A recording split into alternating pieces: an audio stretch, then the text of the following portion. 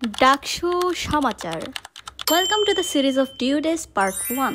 ঢাকা বিশ্ববিদ্যালয়ে আমাদের দিন শুরু হয় রবিবার সকাল 9টায়, কারণ 9টায় আমাদের ক্লাস থাকে।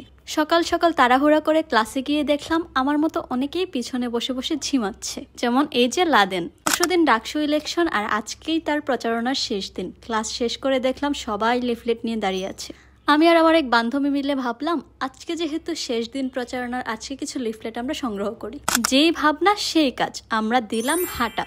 ক্যাম্পাস ঘুরে ঘুরে যত রকমের লিফলেট ছিল আমরা সবই নিয়েছি। সামাজিক বিজ্ঞান থেকে কলা ভবন, কলা ভবন থেকে মলচত্বর, মলচত্বর থেকে আবার কলা ভবন, এই করতে করতে পেয়ে গেলাম এতগুলা ডলার। আচ্ছা বলেন তো, এই ডলার দিয়ে ট্যুর দেওয়া যাবে কিনা? ক্যাম্পাসে আজ পুরাই উৎসব আমেজ ছিল।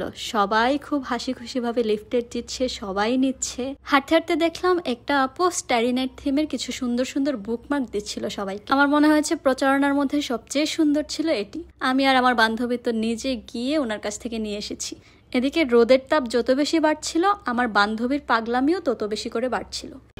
আজকে হলো শেষ দিন, ঠিক আছে? তো এই জন্য আজকে আমরা বলে বলে কালেক্ট করতেছি।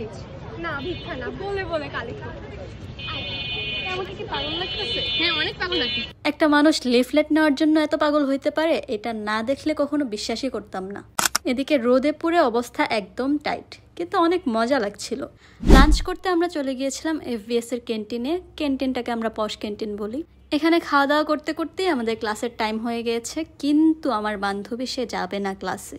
বের হয়ে এসে যেখানেই লিফলেট দেখে সেখানেই আটকে যায়, যেখানেই দেখে সেখানেই আটকে যায়। দুনিয়া ঘুরে ক্লাসে লেট করে আমরা আমাদের ভোটার হওয়ার পবিত্র দায়িত্ব পালন করেছি। ডাকসুতে কেউ জিতুক আর না জিতুক, আমরা ভোটার হিসেবে জিতে গেছি।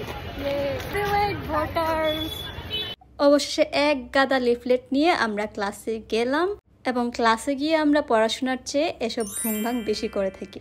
ঢাবিতে ক্লাস শেষ হয়ে যাওয়াই কিন্তু ছুটি হয়ে যাওয়া নয়, ক্লাসের পরেই শুরু হয় আসল দিন। ক্যাম্পাসে থাকলেই ভণ্ড মজিদের সাথে আমার দেখা হবেই। এটা হচ্ছে আমার ভাই মজিদ, এবং তার সাথে দেখা হলে কারো বাসায় যাওয়ার উপায় নেই। রোদের মধ্যে আমাকে 1 ঘন্টা এখানে বসিয়ে রেখেছে, এবং তার বিনিময়ে আমি পেলাম মাত্র 35 টাকা।